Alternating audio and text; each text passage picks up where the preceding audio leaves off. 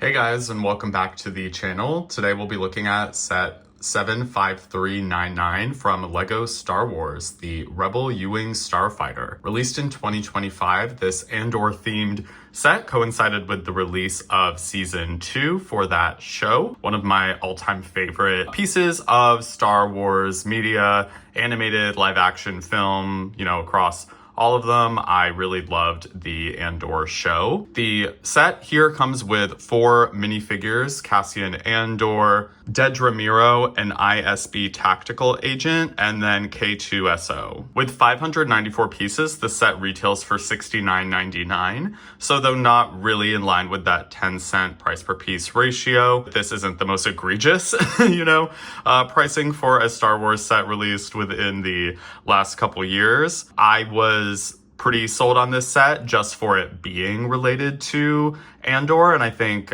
representing a very clean build for the ship as well. Taking a look at the box, we get this very nice illustration in the background of like a planet, some fire, nice color scheme. Enjoyed the box art here. We see Andor and a stormtrooper not included within this set down below there. On the back of the box, you get a look at the vehicle kind of grounded and a fight is breaking out. This, I think, is probably a good staging example for the figures included within this set. They're kind of intended, I think, to be fighting on the ground amongst each other, as they don't all super cleanly fit within the ship itself. Instructions are straightforward, found them easy to follow, and feature an advertisement on the back for some other sets that were released within this wave. Have this one down below, and do also quite like the look of the chopper set, though I don't currently have it. Taking a look at the minifigures within this set, we begin with Cassian Andor, probably the most desirable minifigure for me from this set, as he is the hero of our show. And they do a nice job here with both printing on the torso as well as the legs. It's not the most flashy printing I've ever seen, but I think it does a good job of capturing the essence of this character, and the kind of colors used work nicely together. The 2 facial expressions on this figure are both neutral. This one is a slight smirk, and then the reverse facial expression is a little more subdued, potentially a little sad. Both of these facial expressions capture Diego Luna within the role quite well. My only complaint for this minifigure is that when you turn it around, you can see a slight trace of the facial hair from the other facial expression peeking out underneath the hairpiece. It's not the most glaring issue in the world, but it is there. Not, I guess, for that reason, a full 10 out of 10 minifigure for me, but overall, I think that they still did an excellent job here. Moving on to, I think, my favorite character within Andor, Dedra Miro, portrayed by Denise Goff. Really enjoyed her performance within this role. Would also recommend listening to her podcast interview she did with Mehdi Hassan on his podcast. Really captures her spirit, her activism, the relationship between the role she played, or the kind of lessons that it's depicting, and our real world. So I was excited to get her within LEGO form, and overall I am quite pleased with this minifigure. Particularly the hair and hat combo mold here works very nicely to capture that kind of iconic strict bun, I guess you could say, that we see for her throughout the series. The detailing on the back and front of the torso is very nice as well for her trench coat look. I do share the complaint that some others have had about the printing on the legs being a little bit tinted and not matching the white on top. Depending on the lighting you have, it might be more glaring in certain light than others, but they really could have used another coat of paint over the pants here. I feel like if you can't achieve the same look on top as below, You almost wonder whether it would have been better to just go with like black pants here. Overall, I'm happy with this minifigure, but since it is likely the only time that we're getting her, I am a bit disappointed that they didn't do, you know, a bit more quality control here in capturing the white on the bottom as cleanly as they do on the top. Next up, we get an ICE agent, or an ISB agent. So just sort of a generic guy here, but I think that they do a very nice job with the detailing on front and back of his torso, and the legs here very nicely match the top of the outfit as well, so we don't see the issue that we saw with Dedra. He does come with this shield piece as well, so that's a nice accessory. And this set comes with enough guns of different kind of sizes and shapes to provide to all of the different minifigures. Last but not least, we get K2SO.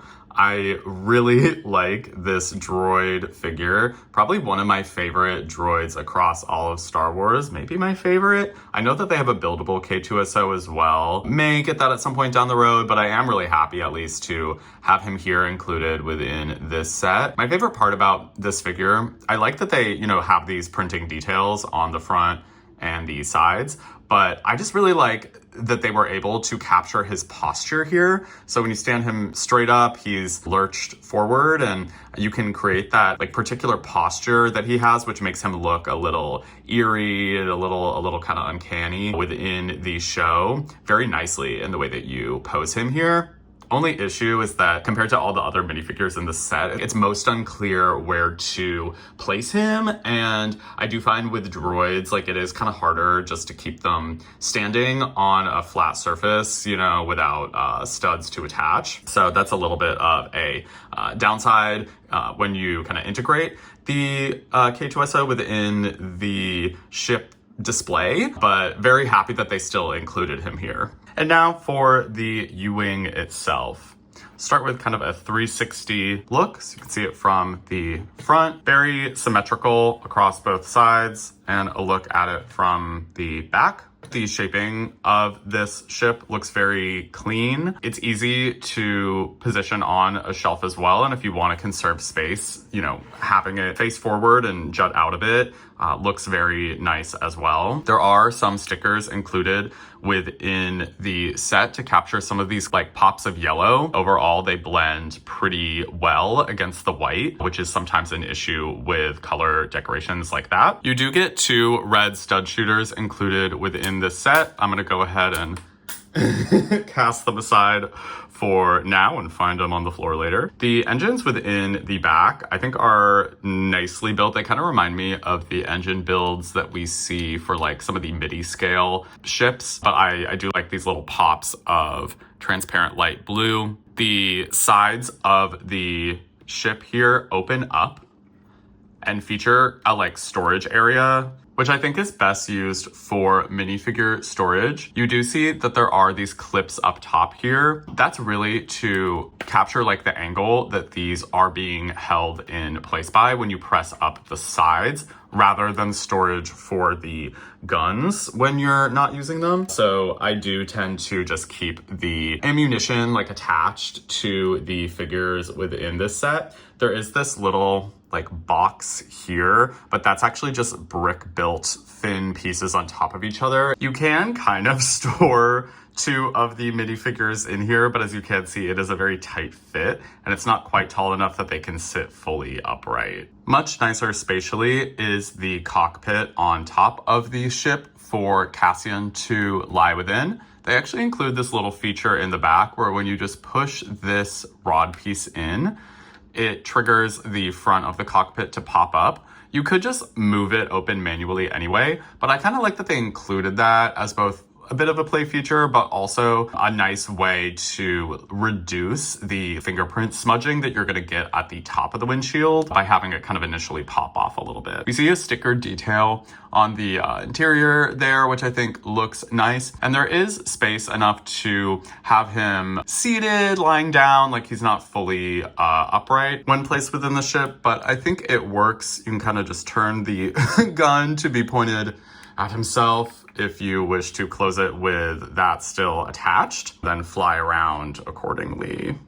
One of the coolest parts about this ship, in my opinion, is that you can actually customize the orientation of the wings. So this is the kind of default position, but you can pop off these pieces from the ball joint and reattach them to another joint up top here if you want to have this kind of in-flight look. This orientation, of course, takes up a much greater footprint. Depending upon where you're displaying this set, might be best to keep it in that initial orientation, but for kind of flying it around and creating a more dramatic look, I think that this alternate display adds a good amount of value for me to the set and just allowing some customization and storytelling opportunities. There was a 2016 version of this set in conjunction with Rogue One. I'm very happy with this 2025 set based around Andor. I believe the main differences between the two sets are that previous one was a bit larger. This one is a little bit scaled down, and from what I've seen and read, a little bit cleaner. Compared to some other Star Wars ships that I have, I think that this one is very nice. Of course, you're not going to get like a UCS level of detail in terms of the greebling and the kind of complex angles that are achieved. So I do find the top of the ship to be a touch flat. I also think the look of like white with some little hints of yellow blue in these studs creates a look to me a little bit like a loose leaf notebook for this ship. I don't know if that's just me. Not necessarily a bad thing, but it doesn't necessarily scream like Star Wars spaceship to me in the way that some of the others do. So to wrap up my thoughts on this set, I think it's a well-built model with a very desirable, if not perfectly executed, lineup of minifigures, but with some very nice details to them. Among the stronger lineup for me of minifigures within a Star Wars set in the past couple years for at least my interest. Despite some minor nitpicks I have with the printing on Dedra's figure or the kind of lack of space in the bottom section of the ship to cleanly store minifigures, I still think it's a pretty like worthy set for the Andor representation that we received from LEGO Star Wars. Also quite like the flexibility that the wings have within this ship, which make it a little bit more exciting of a set to have, even if you're largely just displaying it, as it can be displayed in different ways, and you're less likely to get bored of it after building it initially. This set does a very nice job commemorating the Andor show, and I think ultimately will be best suited for fans of Andor specifically, rather than a more like casual Star Wars fan. So yeah, I think that this set definitely, has an audience for it and largely met those expectations pretty nicely. All that said, I hope you enjoyed this review. Would love to hear your thoughts on this set down below. Feel welcome to like and subscribe to the channel to stay up to date on upcoming LEGO Star Wars reviews and reviews for similar themes as well. But hope you have a wonderful rest of your day, and thanks for watching.